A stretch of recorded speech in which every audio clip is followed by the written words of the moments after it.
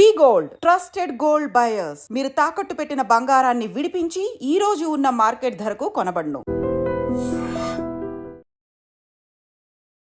నమస్కారం, welcome to I dream. ధర్మ మార్గం విత్ విజిత కార్యక్రమానికి స్వాగతం.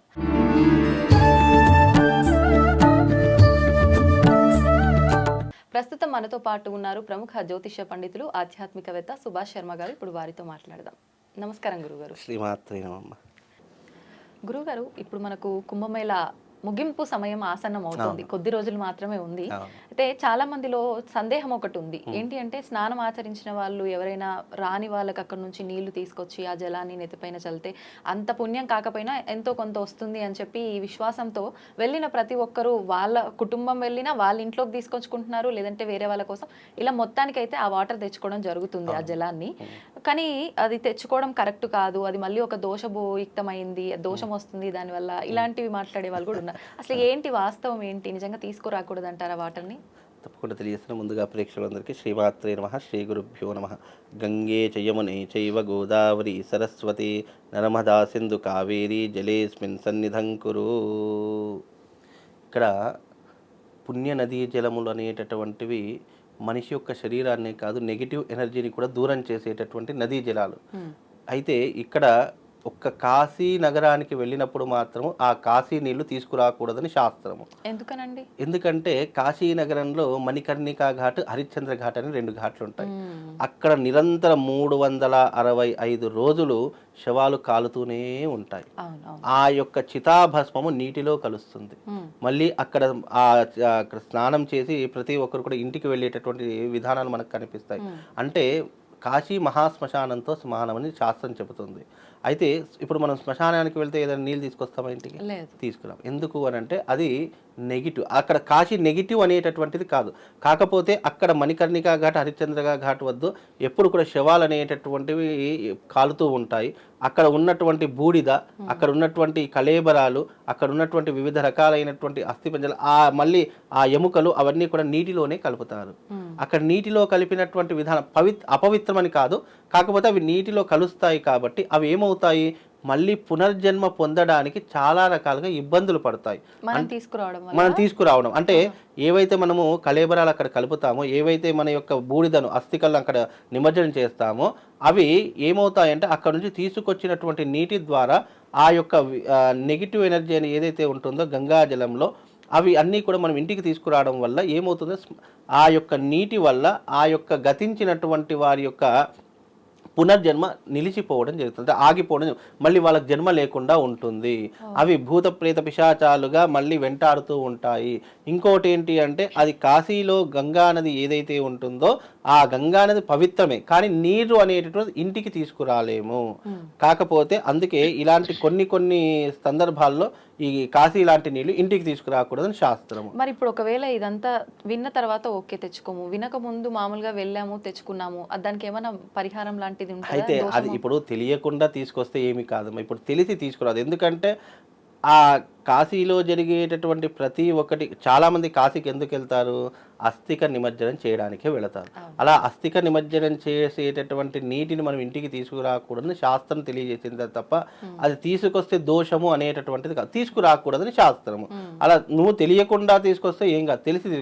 కాకపోతే కాశీలో ఉన్నటువంటి ఈ ఇసుకను తీసుకుపోయి రామేశ్వరంలో కలిపితే మనకు పూర్తి ఫలితం వస్తుందని కూడా శాస్త్రం చెప్తుంది. అలాగే అక్కడ ఉన్నటువంటి నీటిని కూడా అక్కడ రామేశ్వరంలో కలపడం కూడా విశేషమైనటువంటి పుణ్య ఫలితాన్ని అందిస్తుందని శాస్త్రం. కాకపోతే ఇంటికి తీసుకుని కుంభమేళకు వెళ్ళినటువంటి నీళ్ళు తీసుకొని వెళ్ళవచ్చు. ఎందుకంటే కుంభమేళలో అక్కడ శ్మశాన ఘాట్లు అవన్నీ ఏమీ లేవు కదా. కాకపోతే అక్కడ కుంభమేళ ఈ యొక్క ప్రయాగరాజ్ అనేటటువంటిది 3 సంగమాలు కలుస్తాయి, గంగా, యమున, గోదావరి 3 నదులు కలిసేటటువంటి సంగమ తీరము. కాబట్టి అక్కడ తీసుకురావడం వల్ల దోషం లేదు. ఎందుకంటే అవి పుణ్య నదీ జలాలు, అక్కడ స్నానం ఆచరించడానికి మాత్రమే అవకాశం ఉన్నటువంటి క్షేత్రము. కాబట్టి అక్కడికి కుంభమేళ నుంచి వచ్చినటువంటి నీళ్లు మనం స్నానం చేయవచ్చు. చాలామంది ఇప్పుడు నిన్న రీసెంట్గా వార్తల్లో హల్చల్ అయినటువంటి విషయం ఏంటంటే, కుంభమేళకు వెళ్ళినటువంటి భక్తులు దాదాపు 300 కిలోమీటర్ల వరకు మొత్తం అంతా ట్రాఫిక్ జామ్ అట. 1 కాదు 2 కాదు 300 కిలోమీటర్ల వరకు ట్రాఫిక్ జామ్ అయ్యింది అని అంటే ఎంతమంది పబ్లిక్ ఉన్నారో అర్థం ఆఖరి చేసుకోవాలి. రోజులనా ఇంత పబ్లిక్? ఆఖరి రోజు ఇంకోటి ఏంటంటే అక్కడ గవర్నమెంట్ చాలా మందికి చెప్తుంది, మీరు వెనుకకు వెళ్ళిపోండి, ఇక్కడ దర్శనం జరిగేటటువంటి అవకాశం లేదు, మీకు కుంభమేళకు వెళ్ళేటటువంటి అవకాశం కూడా లేదు, వచ్చిన వాళ్ళు వెళ్ళిపోండి అని చెప్పేసి కూడా చాలా మంది అక్కడ పోలీసు యంత్రాంగం కూడా చెప్తూ వస్తున్నారు. కానీ ఎవరు వినట్లేదు. ఇక్కడ ఎలాగైనా సరే అక్కడ స్నానం ఆచరించాలని హిందువుల యొక్క విశ్వాసంతో చాలా మంది అక్కడికి వెళ్తారు. ట్రాఫిక్ జామ్ అయినా ఏదైనా ఒక్కొక్కరు 20-20 కిలోమీటర్ల మైళ్ళ వరకు నడుస్తున్నారు, ఒక్కొక్కరు 10-10 కిలోమీటర్లు. అంటే వాళ్ళు వెళ్ళినటువంటి సమయాన్ని బట్టి రద్దీ పెరుగుతున్న కొద్దీ అక్కడ నడక అనేది ఎక్కువైపోతూ ఉంటుంది. కాబట్టి ఇప్పుడు వచ్చేటటువంటి శివరాత్రి వచ్చిందంటే కుంభమేళ ముగిసినట్టే, ఇక ఇంకేమీ కూడా ఉండదు. ఇక ఈ శివరాత్రి అయిపోయిందంటే మళ్ళీ అక్కడ పురుగు కూడా కనిపించదు. అంటే వెళతారు కానీ ఇంత జనాభా ఉండదు. ఈ శివరాత్రి అయిపోయిన తర్వాత ఏం చక్కగా మనం కారు తీసుకొని ఏం చక్కగా నది ఒడ్డుని ఆపేసి చక్కగా స్నానం చేసుకోవచ్చు. కానీ ఇవి పవిత్రమైన రోజులు, ఇప్పుడు కానీ పవిత్రమైనటువంటి రోజులే కదా అని చెప్పేసి అక్కడ ఇబ్బందులు పడడం అనేటువంటిది కూడా మనకి ఇబ్బంది కదా. ఇప్పుడు మనం అంటే వయసు ఉన్నటువంటి వాళ్ళు ఉంటారు, కానీ కొంతమంది చాలా పెద్ద పెద్ద వాళ్ళు వెళ్తున్నారు, ముసలి వాళ్ళు, ఏజ్డ్ అయినటువంటి వాళ్ళు. మళ్ళీ మేము చూడలేం కదా అన్న ఉద్దేశం, చూడలేము అనేటటువంటి. ఇప్పుడు ఇక్కడ ఒకటమ భగవంతుడు అంతటా ఉంటాడు, అక్కడికి వెళ్ళి స్నానం చేస్తే పుణ్యం వస్తుంది అని విశ్వాసము ప్రతి ఒక్కరికి ఉంది. అవే నీళ్లు మనం ఇంటి దగ్గర ఎవరైనా వెళ్ళిన వాళ్ళు ఉంటారు, అవే నీళ్లు ఇంటికి తీసుకొని వచ్చి అవి చల్లుకున్నా కూడా పుణ్యమే కదా. అక్కడికే వెళ్ళి స్నానం చేయాలనేటటువంటిది కాదు కదా. అందరికీ కొంతమందికి కుదురుతుంది, కొంతమందికి కుదరదు. చాలా మంది ఇప్పుడు వెళ్ళినటువంటి వాళ్ళు పుణ్యాత్ములు, వెళ్ళనటువంటి పాపాత్ములని కాదు కదా, వెళ్ళేటటువంటి వాళ్ళు వెళ్తున్నారు. అలా వెళ్ళినప్పుడు ఏమవుతుంది అని అన్నప్పుడు ఆ నీళ్లు తీసుకొని వచ్చి ఇంటి దగ్గర చల్లుకున్నా ఆ యొక్క బిందువు మన తల మీద పడ్డా కూడా మన జన్మ తరిస్తుంది.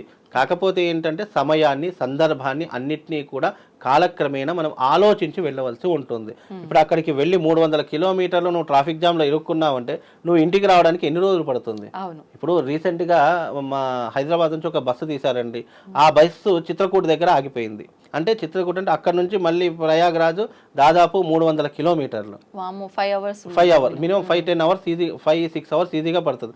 అంటే అక్కడ ఆగిపోయినట్టు ఇటు వెనక్కి రాలేదు, అటు ముందుకు వెళ్ళలేదు, దిగి వెళ్ళాల్సిందే. ఇక దిగి వెళ్ళాల్సిందే, లేదు అంటే ఇంక ఏదైనా పట్టుకొని వెళ్ళాల్సిందే తప్ప అలా మధ్యలో స్టక్ అయిపోయేదానికంటే ఇబ్బందులు పడేదానికంటే భగవంతుడి దగ్గరికి వెళ్ళేటప్పుడు మనస్ఫూర్తిగా మనశ్శాంతిగా వెళ్ళాలి తప్ప ఇలా ఇబ్బందులు పడుకుంటూ ఒడిదుడుకులు పడుకుంటూ వెళ్ళడం అనేటటువంటిది ఇప్పుడున్నటువంటి ఈ జనరేషన్లో చాలా ఇబ్బంది. ఎందుకంటే పూర్వకాలంలో నడుచుకుంటూ వెళ్ళేవారు, బండ్ల మీద వెళ్ళేవారు, ఎడ్ల బండ్ల మీద, వాళ్ళకు అంటే అదే ఒక ప్రయాణంలా పెట్టుకున్నారు. కానీ ఇప్పుడున్న జనరేషన్లో ఇటు ఇల్లు, ఆఫీసు, ఉద్యోగం అన్నీ కూడా ఉన్నాయి. ఇప్పుడు అక్కడే స్టక్ అయిపోయారు అనుకో, వీటన్నిటికీ కూడా ఇబ్బంది వస్తుంది కదా.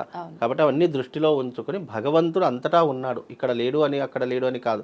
కాకపోతే ఆ నీళ్లు తెచ్చుకొని మనం తల మీద చల్లుకున్న అదే పుణ్యం వస్తుంది. వెళ్ళాల్సిన వాళ్ళు వెళ్తున్నారు, రావాలి. ఇక ఇది ఎలా ఉంటుందంటే వెళ్ళే వాళ్ళు వెళ్తూనే ఉన్నారు, వచ్చేవాళ్ళు వస్తూనే ఉన్నారు. కాబట్టి ఇది ఒక ఫ్లోటింగ్ అంతే, దీన్ని ఎవరు కూడా ఆపలేరు. కాకపోతే వెళ్ళలేనటువంటి వారు ఎవరైనా ఉన్నట్టయితే వాళ్ళు అక్కడ ఉన్నటువంటి గంగా జలాన్ని తీసుకుని వచ్చి మీ తల మీద చల్లుకున్న మీకు విశేషమైనటువంటి పుణ్య ఫలితం కలుగుతుంది. కాబట్టి ఈ విషయాన్ని చాలా జాగ్రత్త. ఇంకోటి, వెళ్ళేటటువంటి వారు కూడా అక్కడ ఉన్నటువంటి గంగా జలాన్ని తీసుకొని వచ్చినప్పుడు అది బాత్రూంలో మనం స్నానం చేసే నీటిలో కలుపుకోవడము, మళ్ళీ మురికి వాడలో వెళ్ళి మనం స్నానం చేయడం ఇలాంటివి చేయకూడదు. ఎప్పుడైనా గంగా జలాన్ని చేతిలో తీసుకొని తల మీద చల్లుకోవాలే తప్ప చాలా మంది ఏం చేస్తారంటే మనం బాత్రూంలో స్నానం చేస్తాం కదా, ఆ బకెట్లో కలుపుకుంటూ ఉంటారు. అవన్నీ ఎక్కడికి పోతాయి? మురికి నీళ్ళలో కలిసిపోతాయి. కాబట్టి అలా గంగాజలం ఎప్పుడు కూడా మురికి నీళ్ళలో కలవకూడదు. కాబట్టి మనం ఏం చేయాలంటే ఆ గంగాజలం చేతిలో తీసుకొని తల మీద చల్లుకున్న విశేషమైనటువంటి పుణ్య ఫలితం కలుగుతుంది. లేదు అని అంటే పూర్వకాలంలో ఏంటంటే బకెట్లో కలుపుకునేవారు. కాకపోతే వాళ్ళకి ఏంటంటే ఆరు బయట చెట్ల మధ్యలో స్నానం ఆచరించేవాళ్ళు. అవన్నీ కూడా చెట్టుకి నీళ్ళు ఇంకిపోయేటట్టు, ఇంట్లో ఉన్నటువంటి చెట్లకు ఆ ధార వెళ్ళి ఆ చెట్ల మధ్యలో నీళ్లు ఇంకిపోయి ఆ చెట్లకు ఆ నీళ్ళు అందేవి. కానీ ఇప్పుడు అలా కాదు, మురికి నీళ్ళలో కలుస్తున్నాయి. కాబట్టి వీలైనంత వరకు అలా కలుపుకోకుండా వీలైనంత వరకు ఆ నీటిని కూడా తల మీద చల్లుకునేటటువంటి ప్రయత్నం చేస్తే విశేషమైనటువంటి పుణ్యం కలుగుతుంది. నువ్వు భగవంతుడి దగ్గరికి వెళ్ళేటప్పుడు ఒక్కటే గుర్తుపెట్టుకోవాలి, మనసా వాచా కర్మణ, నువ్వు మనస్ఫూర్తిగా వెళ్ళి మనస్ఫూర్తిగా అక్కడికి వెళ్ళి ఆ నీటిలో స్నానం ఆచరించేటటువంటి పద్ధతి ఉంటే వెళ్ళండి. లేదా చిత్తం శివుడి మీద, భక్తి చెప్పుల మీద అన్నట్టు అటు మనసు సగము ఇటు మనసు సగం అని పెట్టుకున్నాం అనుకోండి, అది ఎటు కాకుండా పోతుంది. కాబట్టి వెళ్ళేటటువంటి వాళ్ళు వెళ్తున్నారు, వచ్చేటటువంటి వాళ్ళు వస్తున్నారు. కాబట్టి వెళ్ళలేనటువంటి వారు వాళ్ళకి ఫోన్ చేసి ఆ గంగాజలాన్ని ఎందుకు కాస్త తీసుకురండి, మనం ఇక్కడ నుంచి మనస్ఫూర్తిగా నమస్కారం చేసినా అక్కడ ప్రయాగరాజులో ఉన్నట్టు అమ్మవారి శక్తిపీఠానికి కూడా వెళుతుంది. కనుక ఏదైనా కానీ మనస్ఫూర్తిగా చేసేటటువంటి పద్ధతే నియమనిష్టలతో కూడుకున్నటువంటి విధానాలు, ఆ రకమైనటువంటి పద్ధతులు పాటింది. ఒక ప్రయాగరాజు నీళ్లు మాత్రమే వర్తిస్తాయి. కాశీ నుంచి ఎవరు కూడా నీటిని తీసుకురాకండి. అలా తీసుకొచ్చినా కూడా అవి స్నానానికి పనికిరావు. అక్కడికి వెళ్ళి స్నానం చేస్తేనే పవిత్రత తప్ప అవి మనం ఇంటికి తీసుకురాకూడదని శాస్త్రము. ఓకే, నిజంగా చాలా మంచి విషయాలు తెలియజేస్తారు గురుగారు. నమస్తే. శ్రీమాత్.